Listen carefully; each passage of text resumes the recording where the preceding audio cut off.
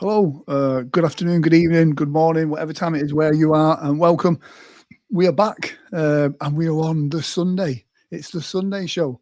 We were Thursdays, but we had to move things around because people are actually out there gigging and doing shows again now, which is amazing, including myself as well. Let me just click on my link here, make sure we got sound. We have got sound. There we go. Brilliantly. So, guys, if you are watching this, then do share this to your fellow hypnosis colleagues. Let them know that we are back live again. And tonight we have a fantastic guest. And we have a guest from all over the world tonight. We are closer to home from Europe. In fact, from just across the water from the Netherlands. Please make some noise. Make him feel very welcome. Get those emojis going in the comment section. Get ready with your questions for the one and only Joris.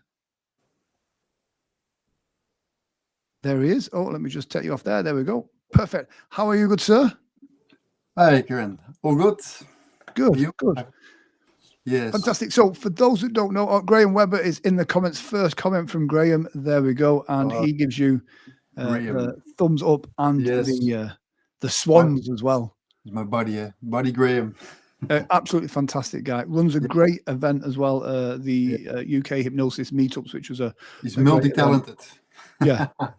Singing, music, hypnosis, everything. Oh, he does everything. He does everything. I've been told if you give him a $5, he will wash your car as well. Yes. I think it's one of the things, especially being self-employed, especially being a hypnotist that's self-employed, you've got to look at those multiple income streams. I suffered as a performer. I always took some kind of pride in, I'm just a performer. And then the pandemic happened, and then that bit me on the arse. Looking at your stuff, and you do really well. You've got, you've got that balance between the entertainment side of things, the therapy side of things, the corporate side of things, the training side of things. So you've got those multiple income streams doing really well. But yes, which came first? How did you start in hypnosis? Yes, but first of all, I was a hypnotherapist. I think not immediately. In 2009, I was opening a practice at home. I didn't use hypnosis, or I didn't know anything about hypnosis. But I was talking a lot to the clients who were there, and we did some therapy and then some energy work. And I was talking to the clients, and every time I was spoken, something happened to the clients in the room. So I was curious what I was doing, and then I searched and I looked up suggestions, and I came with hypnosis. And the first thing in my mind was stage and show, nothing to do with therapy and these kind of things. So I was curious. In 2014, at the end of it, I quit my job and I was starting my own practice in 2015, full-time hypnotherapist, actually. Nice. So I had a good job. I was a manager, but I was not.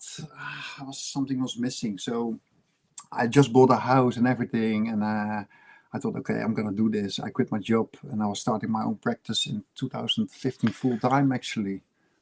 How was that process? Because I know a lot of people that that go into either stage hypnosis, hypnotherapy, when they take their side hustle, their passion project, Yes. and they come to a time where they've got a balance between their day job and their passion. Yes. What was the deciding factor for you to kind of go, do you know what, I'm going to pull the trigger on this and I'm going to go full into it? Yes, because I was giving sessions, therapy, after work, before work. So there was a balance between them. But yeah, I'm always follow my heart. And I said, okay, I'm not happy in the life that I have with a normal job. I work from 6 till 2, 2 till 10. And between I did actually what I liked, where my heart was, and that was working with people. Yeah. Very cliche, but it is true. So the balance was actually, okay, what am I gonna do? I'm gonna become a full-time therapist, actually. So I started my training in 2015 officially with hypnotherapy. 2014, 2015, something about that. And I opened up my practice, and right away it starts running full time. Actually, I see at that time 20 to 30 clients a week, and yeah, for now from 2014 till now. I now do a little bit less because I'm getting older and I feel like so I have to take it a little bit easy. But I still do that. That was my main beginning of hypnosis, hypnotherapy. I don't like to call myself a hypnotherapist. Just a hypnotist. I'm a hypnotist. That's part of me. That's what I like. That's what I'm able to do good. So that's it. So, you're a hypnotherapist, you're doing, you're a hypnotist, you're doing hypnotherapy, you're seeing clients, things are going well. What drew you to doing the entertainment side of things? Yeah, that's very funny because my teacher told me the best the best hypnotists are stage hypnotists. That's what he told me, because they know how to hypnotize. And that stays in my mind. The question was asked, what do you want? What do you want to go stage or do you want to go therapy? And everybody was, okay, therapist. So I choose therapy, actually. But in my mind, it was always fascinated about the stage, about the hypnosis. The first time I saw a stage hypnotist in Holland was 35 years ago or something. And it was in my mind. What I'm gonna do? I'm gonna combine the two, actually, the therapy and the stage, the entertainment side. And a long time I thought, you cannot combine it because people run away if they think you can make them cluck like a chicken or whatever. And that was in my mind, holding me back actually to do what I do now. But yeah, we grow older, we grow further, and I thought to myself, okay, I'm going to use it in my advantage. I'm going to use it if clients come to me. My vision is completely different than 8 years back. I think that the clients who are coming for hypnotherapy actually are coming for hypnosis, not for the therapy. They come for the hypnosis because they have done a lot of other therapies, and they come to me and they don't need therapy because they have a lot of therapy. They want the hypnosis, and I said, okay, I'm going to use it in my advantage. I go out, I go in public, I record videos. I'm going to show exactly what I do, and it has brought me a lot of stuff from going to Seoul, South Korea, till television work. It's coming, an audience of 600 people, those kind of things, So, not because I'm a therapist, but because I'm a hypnotist. Yeah, and that's what is my passion, is my fascination still. My first trainings, I remember actually my first real stage hypnosis training was Just in Trance. I think it was Just in Trance and Christopher Caress. So I have a lot of teachers actually where I went to. I like going to teach to schools, to education. I like to go and see hypnotists online, live. I have done a lot of stuff to see what it is, to actually, what made me today who I am now. Yeah. And I think it's right what you said then about, learning from so many different types of people, different styles of people, watching other people's shows, getting immersed in it. Yes. And you can see that passion comes through when you're talking about hypnosis as well. And I think that's so important in what we do, because there's so many people that I think there's maybe a bit controversial. I think there's two types of people that get into hypnosis, especially the stage side of stuff. Not so much therapy. A lot of people that do hypnosis for therapy tend to always continually evolve and learn. A lot of people that get into the stage stuff, I find, either do a course or watch a DVD or read a book and then learn as they go, and then they don't learn anymore. They just stick to what they know and then don't want to evolve. And there's an insecurity in that. But by by learning from different people, from different masters, and still finding that passion and watching other people's shows, Yes. you're continually evolving and growing as a performer. So yeah, I think it's really important. Natasha Stanley says, I love working with both Justin and Chris. Yes. She means she's loved working with Justin, Chris, and Grant as well. That's what she means. Yes. Cheers, Natasha. Yeah, it is. Yeah, I don't go to trainings anymore because I'm insecure. But I think every teacher that I have seen has given me something. Yeah. Even if it's a small piece, one line or one insight or vision, it's worth the money. And that's why I went from training to training. I have beautiful memories. Dave Rawson, I mentioned it before, I think. Dave Rawson, I went 4 days to Ibiza in his house. We stayed there on an apartment on the beach in Ibiza. Yeah. And we training, and they took me to his shows there on Ibiza. I learned so much also from him, It was a great guy. Dave's a genuinely nice guy as well with it as well. And I think that's one of the things that is like, there's a new generation. I say a new generation. They're a new generation, but they're all still slightly older. Yes. Of stage hypnotists now that are open for sharing knowledge, that are genuinely nice people that want to give and share that stuff. Dave's definitely one of those. Yes. The old school before Dave's generation, people were very kind of really tight knitted and didn't want to share that information and knowledge. But yeah, Dave's a lovely guy as well. Yes. So yeah. Now we mentioned this briefly as well, and it's on topic but not as well. Is those glasses? For me, anything that makes somebody instantly recognizable is such a great branding tool. And I think they're such a unique kind of set of glasses that look really cool as well. I saw them on your promo stuff and I think they're absolutely fantastic. Was that a conscious decision on your part? Well, I'm not average, I think. I was testing my eyes and I have reading glasses, and I was there and I forgot them, and I went to the store and I want to buy some food. I could not read what they stand, so I have to ask another woman who was walking there, what's it say on the back, And I thought, okay, this is have to be gone. So I went to the optician, how you call it? Yep, optician. Optician. They measured my eyes, and there were 4 or 5 people, and I said, okay, I don't want to be average. I don't want it. Maybe it can be a little bit over the top, a little bit, or not too much, not the pink glasses or whatever. But yeah. So with 4 people, they were putting me glasses on and off and off and off. I was 2 hours inside, and then we came up with this, and I said, okay, I'm gonna take these glasses. Yeah, no, that's absolutely spot on. And like I say, anything that makes you unique.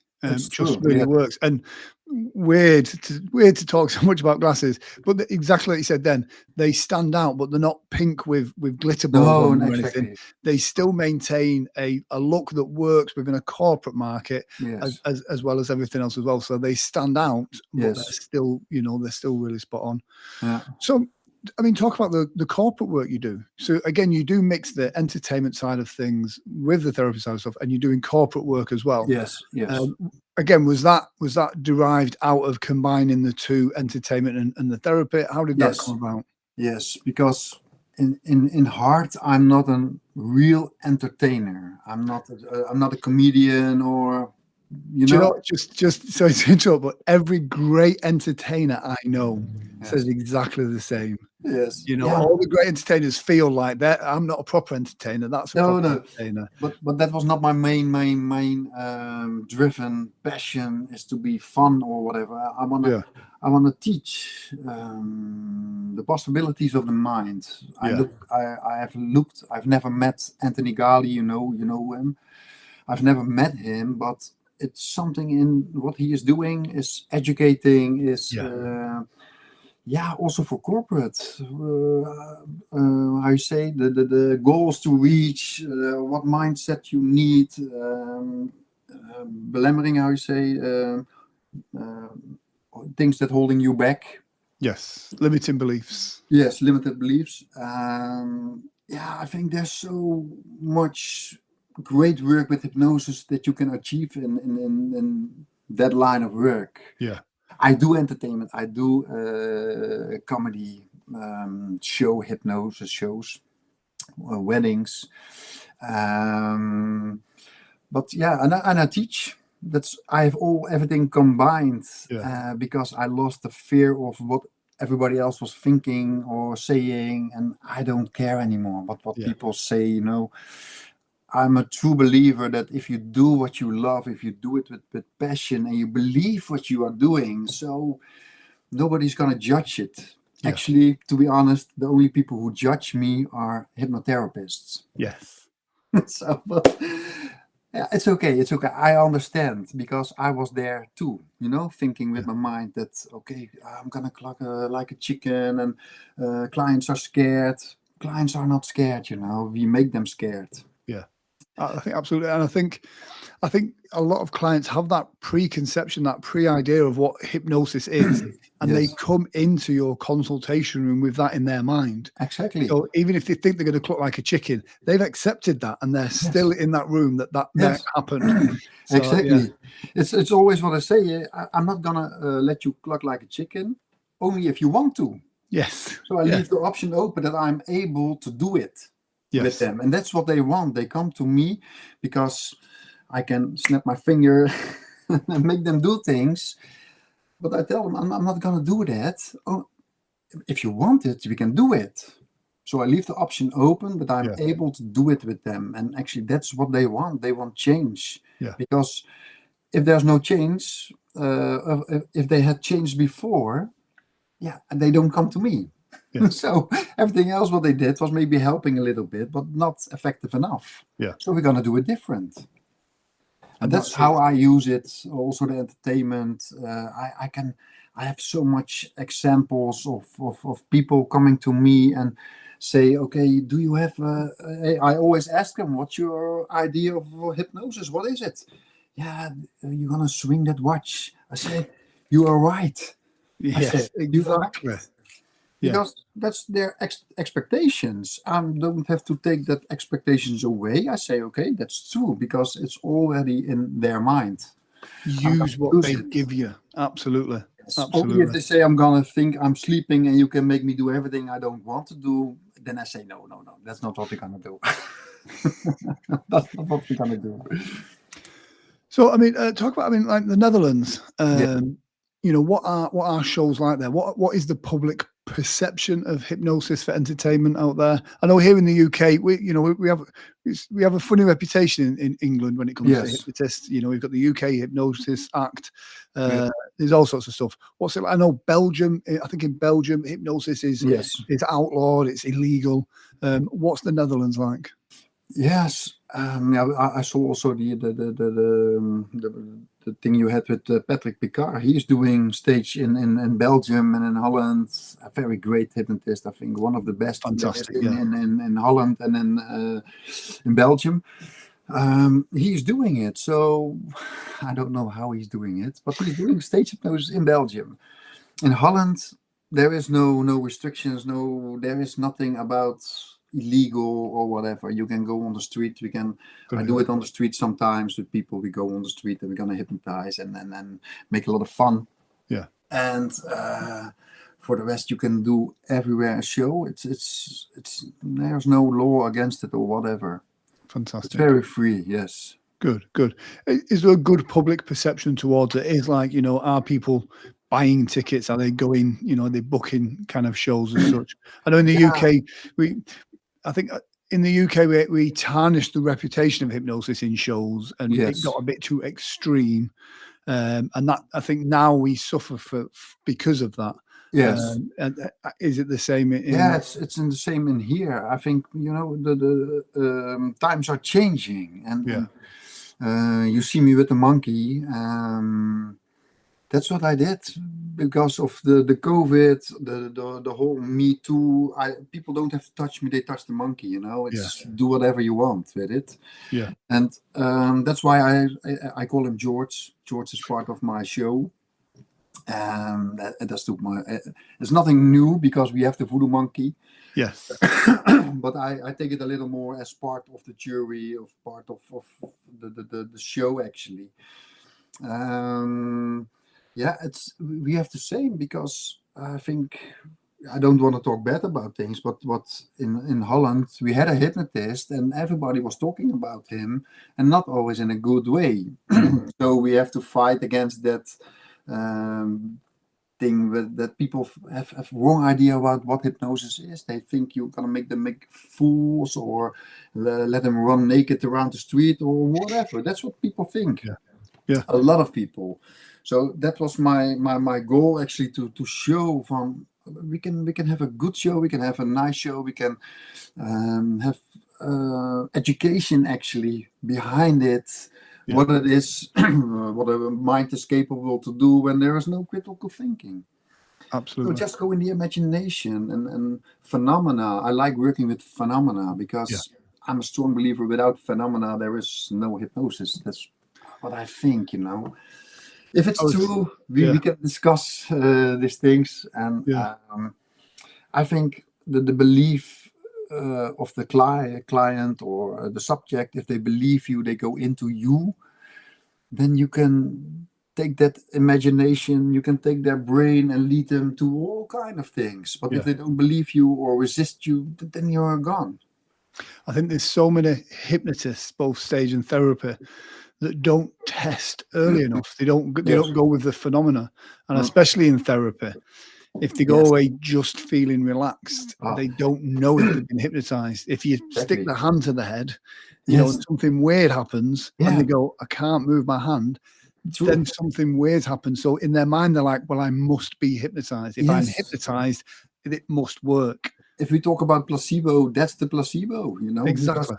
I practice because I was not on stage right away. I always practice with my clients, and that is so much fun.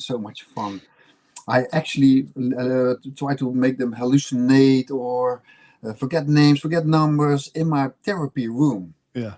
And a few things stay with me. Like there was one woman, she was laying in my chair or sitting like, and I suggest, okay, when you open your eyes, you see a big clock in front of you on the wall, and you're going to describe the clock to me.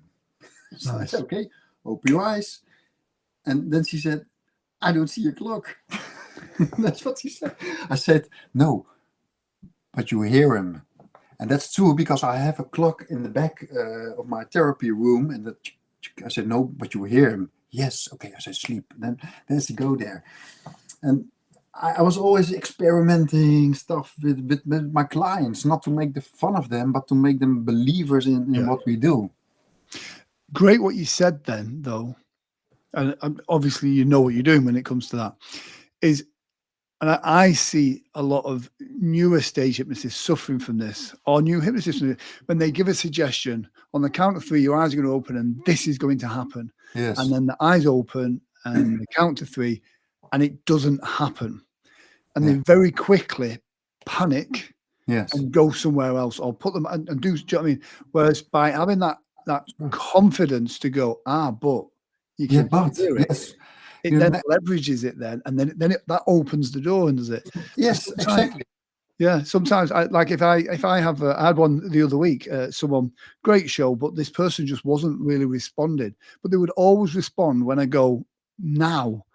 Everyone else would respond when they should do, but this person, I had to tell them now. I had to tell them when to respond to it, and then that was fine. But that's always fascinating. Yeah, that's good. Tell us about the, a challenging show you've done, where something went wrong. I love my challenging shows. It's at that moment when I think I should have got a job in a supermarket, when it's not going the way that you want to. Tell us about your I have so many things. I had a show that was none of them, no volunteers, nothing, actually nothing. I'm not a magician, when there's no audience, no participation, no volunteers. And then I go, that's it. But it feels embarrassing a little bit, because people think that you can do it. But I tell them, if I don't have volunteers, there's no show. Then I'm going to teach you a little bit about hypnotherapy here, and then I go. But yes, I started also with lectures. I did lectures in the beginning, and a lot of them. My first lecture, I think 60, 70 people in the room, and that was my first lecture, And I stuck people in the audience, the hand stick them together, and I said, "Okay, who's stuck? Come in front." And now people come, and I hear some calling in the back of the room. There was one woman, and she came with crutches. Sad, but she was stuck like this, so she couldn't get her hand stuck. She could not get in front of it, but she was very stuck. Those kind of things. It's so fun. Yeah. But also after the lockdowns, the corona, my first show, the environment, the control over the environment, and that. Because you have actually you need people around you, or the manager or whatever, who is going to take care of the control of the room. Because I put the chairs in front, not to the back, but in front, so I have a little bit room behind it. Yeah. But somebody was just putting the chairs back against the wall, and so I was a little bit out of my rhythm, let's say. So I could not walk behind the chairs, and I didn't notice it. Somebody else pulled the chairs behind to the wall. So I did my show in next inside. It was 2 or 3 meters wide, those kind of rooms. They think, okay, how am I gonna manage this room? So small, so and 2 meters to the first row. A very little space, and within 10 minutes, someone was in an app reaction, and that was a disaster. It was completely out of control. Yeah, it's my own fault. People don't understand that the dynamics of the room, of how the stage is set up. Like you said, that even the chair placement. Yes. All of these things mean so much, and on our trainings, when we talk about shows and riders and contracts and what your stage should be and sound, all of that means nothing when you turn up to a venue that you've traveled however long to get there, and then you realize that things aren't the way that they should be. You've got an uphill battle then. Yes. So yeah. Stagecraft is a nightmare when it's not it's not controlled. It's a different ball game, the environment. So that was those things. Afterwards, you think, okay, I have to watch the next time better. You learn from it. Yeah, I'm absolutely. Not that kind of experienced stage hypnotist. It's not that I do every week or whatever a show. That's not me. I do a lot of trainings, and also in my trainings I do things also with stage, with street hypnosis, party hypnosis. I do party hypnosis. Is without inductions, but only with phenomena, stacking the hands, do it, because I'm so much a believer of the phenomena, because it convinced me.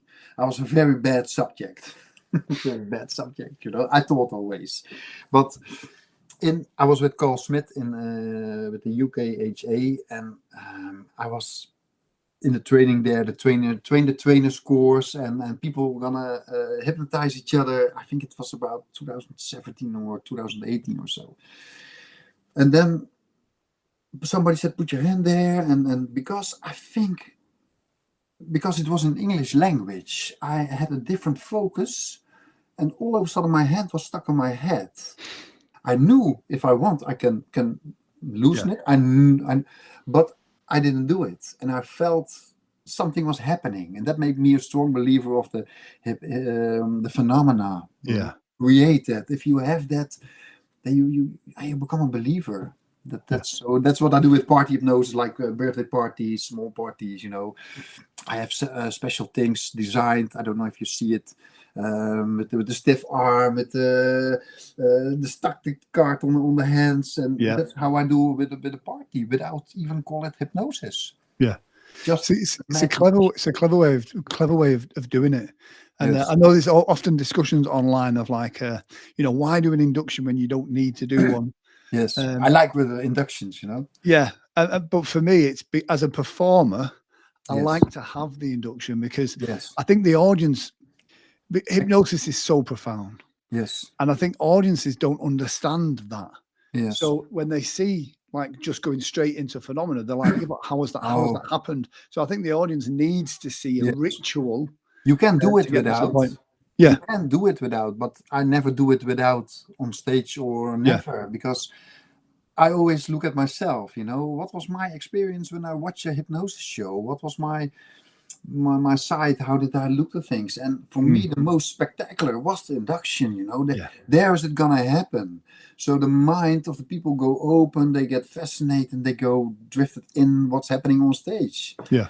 But if you take, I think the inductions are, as a hypnotist, obviously, but I think the inductions can be one of the most entertaining parts of the show. yes, There's so definitely, much drama in there, and you see the person go from being stood there to being completely focused to then going to wherever they go, and the yes, audience is with that as well. So yeah.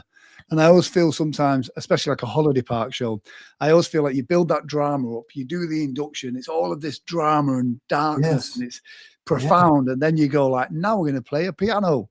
yes, And it just yeah, takes it off on a bit of a tangent. yeah. It is, for me. It was also the biggest struggle with stage, because I think every hypnotist who starts is busy in the mind with the induction, and what if I don't get, and what if it's not happening.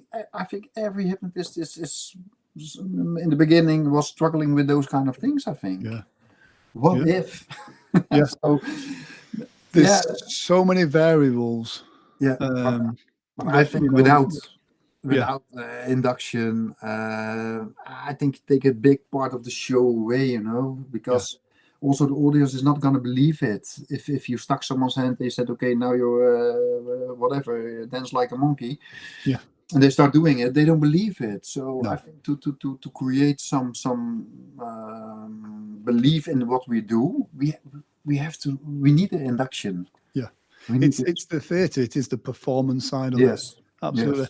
yes, The guy that does my sound, Alan, when he comes to do the bigger shows with me, he knows if I'm struggling with volunteers, it's when I do the hand stick. If I stick yes, someone's hand to the head, it's because the volunteers don't believe they're hypnotized. So I yes. go into that one straight away, nice and quick. Natasha says the induction is the first thing that comes to mind when asked what hypnosis is to those who are uneducated, closely followed by clucking. Yes, Absolutely. Yeah. yes, absolutely. Yeah. So yeah, Yeah. Natasha's just been over in Vegas at Hypno Thoughts, Okay. Yes. causing trouble probably. Probably yes. Yeah. Yeah. So I yeah. mean, you talked about COVID. Interesting that you've got those different arms, like the training side of things as well, which I only recently got into doing the training a couple of years ago. And do you know Yes. what? What I find fascinating about it is you get such a deeper understanding of the processes of hypnosis when you have to teach someone else how to do it. Yes. And I always swore I was never going to teach. I'm never going to teach people. I'm never going to teach people. I'm never going to teach people. And Ah, Chris contacted me to do something with him. And all of a sudden you kind of go, oh, I yes. get it now. Yes. Do you think people at a training course for hypnosis are Yes. better or worse subjects for hypnosis than people at a show? I think they're worse, but I understand where you're going, eh? Because when we practice and everybody works along and eyes closed, and you never know if there's a real hypnosis or they are playing with Yes. you. But I think an audience is better subject than therapists in the room, because there is something else going on. If you teach, they want to know what you're teaching. They are Yeah. listening. They have a different mind of focusing on what we are doing than only complying and go in hypnosis. Yeah. But some of them will, of course. I know I have a lot of beautiful people in the trainings, and yeah, they howl like a wolf, and then they hallucinate because it's in them. That's a somnambulistic person, They go, but because they want to. Yeah. But most of them have a different view. They are watching. They want to learn something. Yeah. They don't come for fun, but they want to learn how to do it. And I Yeah. always said, okay, if you want to learn it the best, you have to experience it. You have to let it go and know what a client is gonna feel. Know what your subject is gonna feel. Yeah. Because if you know how it feels, then you can work something towards it. You said that, but you should see the clip of Kevin Cole milking a cow at Don Barnhart show. Yes. Yeah. Yeah.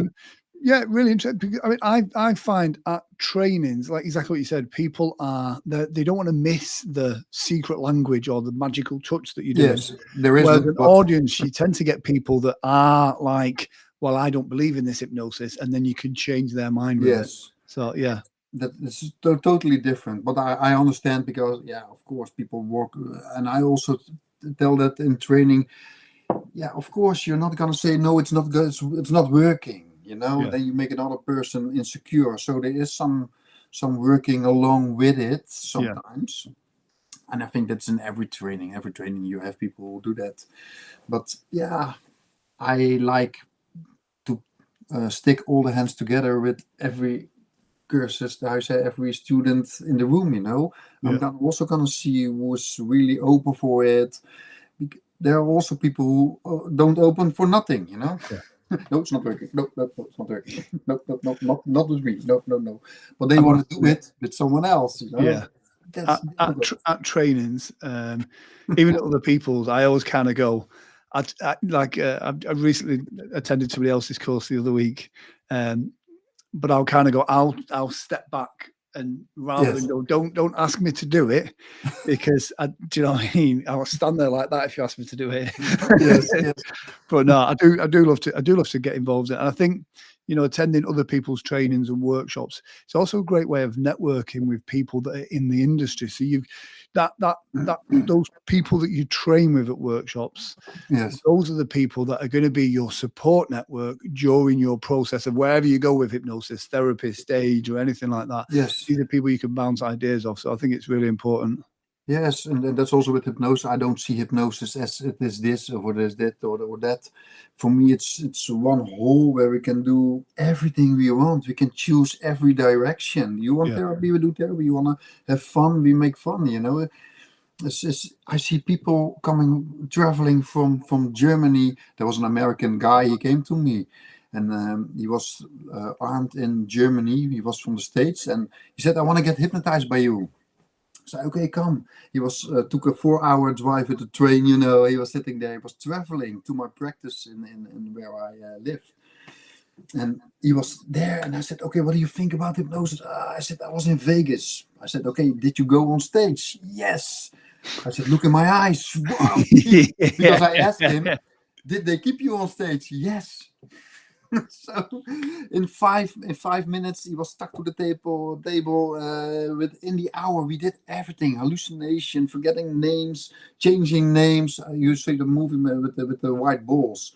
And bounce the balls 3 times to the wall and bounce back to the head. You go in hypnosis back.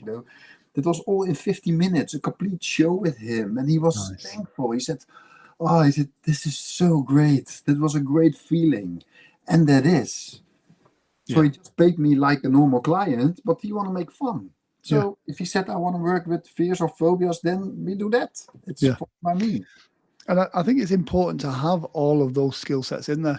We mentioned the pandemic and kind of pivoting and changing and stuff. What positives came out of that for your business? I know a lot of people, for me, the pandemic at the beginning was the worst thing in the world. Yes. Since then, I got into doing a bit of live streaming, a bit of video stuff. It's now a massive part of it's now an income stream for my business's live streaming. I never thought that would be possible. So for me, that was a positive that come from it. Yes. What kind of positives did you get from it? I know a lot of people have gone online for the therapy stuff as well now. Yes. Yeah, that's really funny because I work online in 2015. I did Skype. There was no Zooms or whatever. There was only Skype, and then that's it, I think. And from the start, from the COVID, I did not go online one time, not once.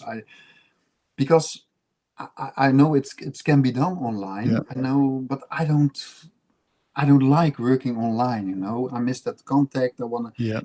The hypnotizing in real, because as a therapist, I think you have to be very careful the signals they are sending out, the apprehensions, whatever they can run. Because in my practice room, I see people sometimes dive in those apprehensions. I enjoy them. I like them, apprehensions. But they jump on the floor, they spitting everything out, really out. They go walk to the room, go outside and come back in, because they are running from something. And I think online you have to be careful with therapy, with what issues you are working online. Because if you have that online and they slap out the screen or whatever, you can make it worse.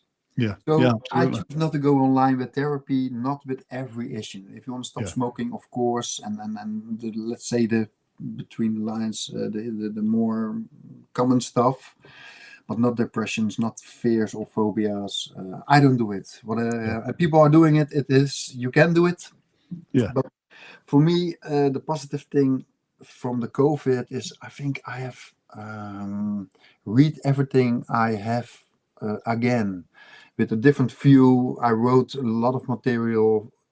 Actually, everything what I teach is writing by myself. What I learned from also Alex Smith, a great guy, a lot of knowledge. I've took also his classes, and I learn everything, And so once in a year, once in 2 years, I have to go back to all my stuff, what I'm teaching. Is it still relevant? Is it still what I believe now? Do I have to change? And that's why what I use this COVID time for to do.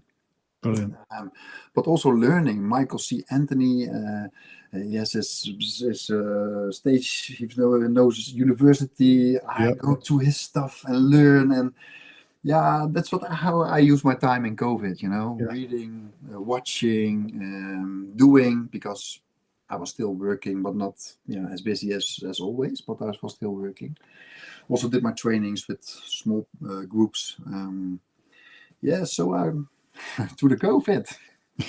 And I started working with Joris, so people don't have to touch me anymore. They can do all the kind of things with the monkey. And that's fine by me, So that great what you said about, and it's something that I discovered a few years ago. Like when you reread your old stuff, the stuff that you read in the beginning when you were learning this, when you read it again now, it's so different.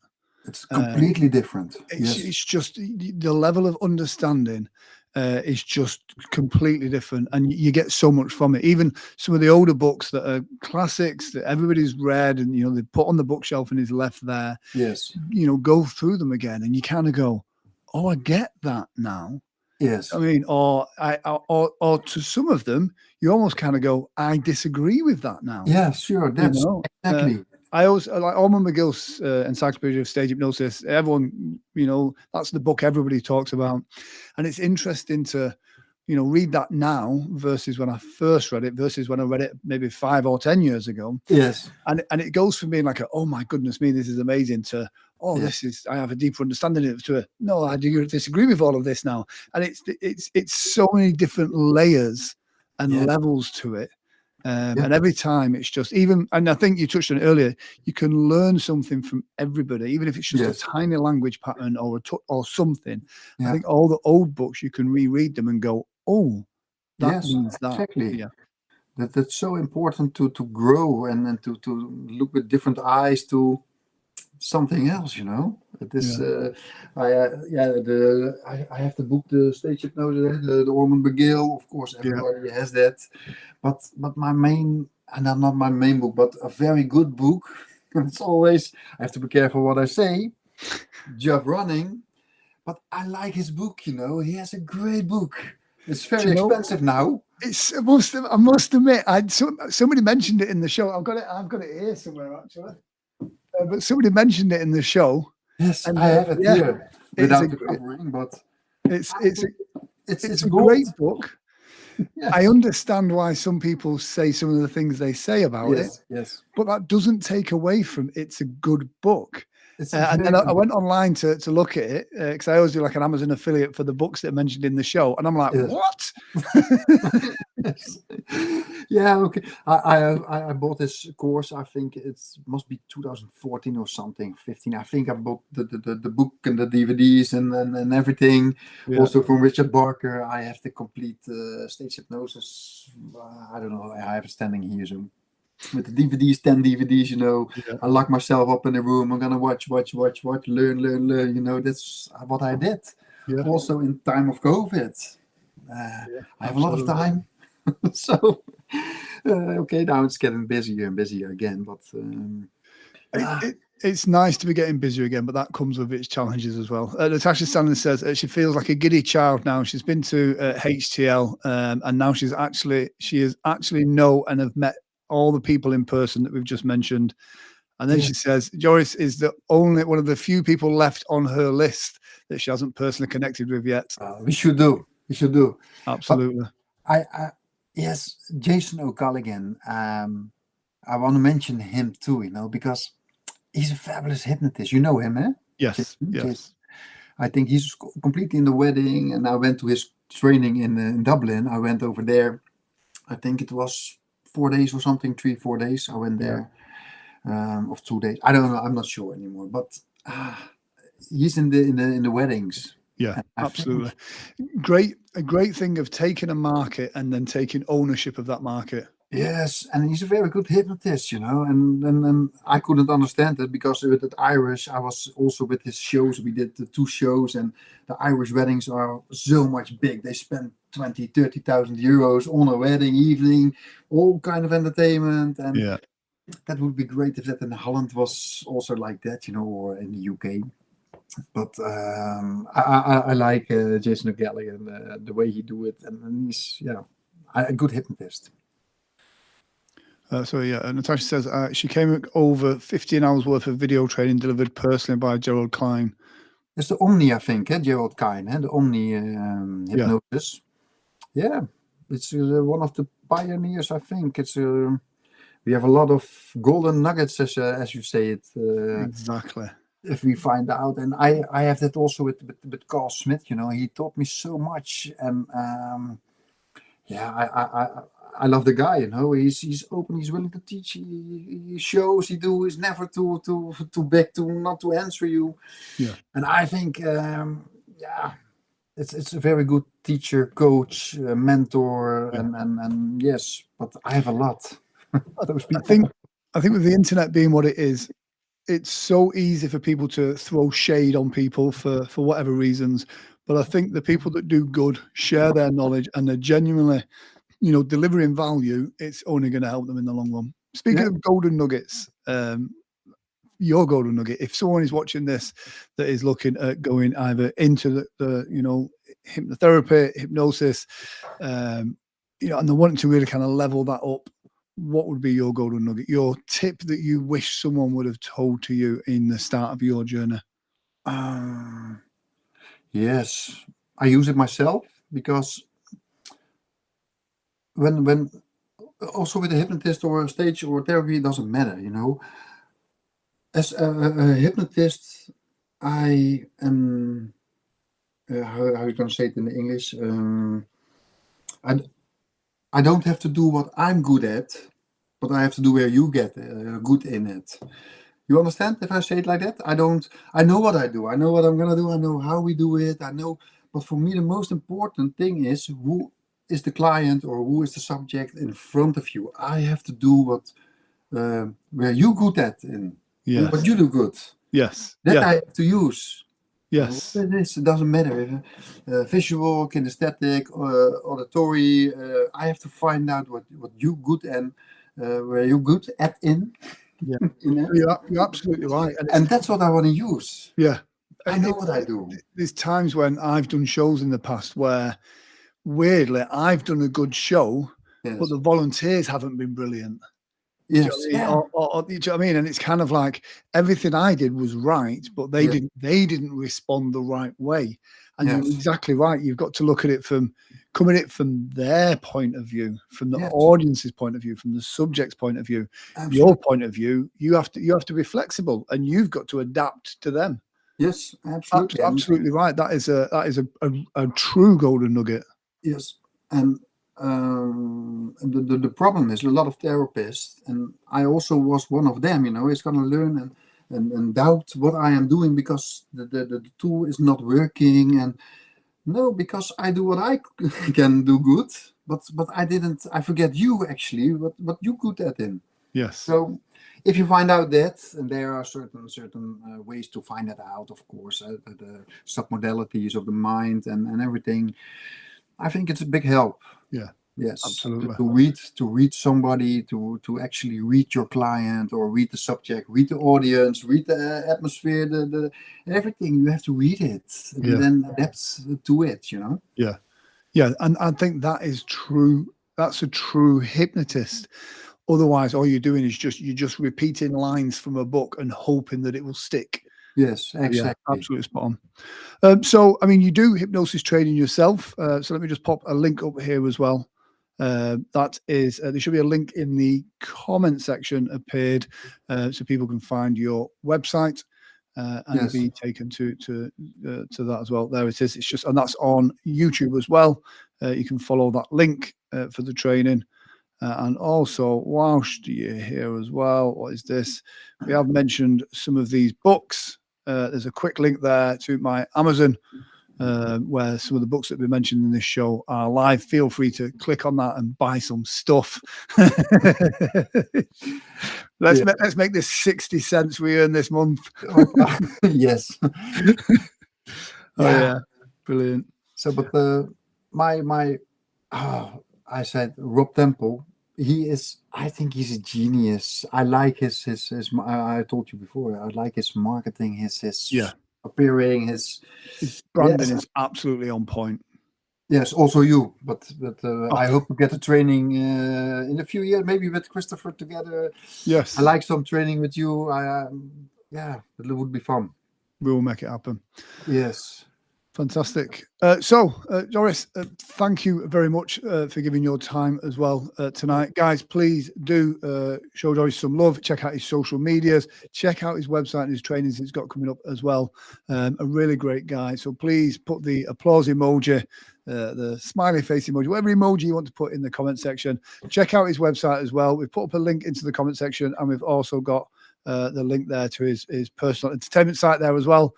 And most importantly, we shall see you next week. Yes, see you next week. Yes. Yes. We have contact before, so I go with train. I go with the train. So then the station, just Amsterdam.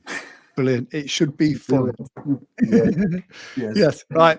I see. I have to say hi from Jeff. He had a show tonight, and he said, "Give Grant my regards." I said, "Don't do that." Brilliant. Fantastic. Nice one. All right. Take care. God bless. I'll see you soon. Thank you. Cheers. Bye-bye. Cheers. Bye.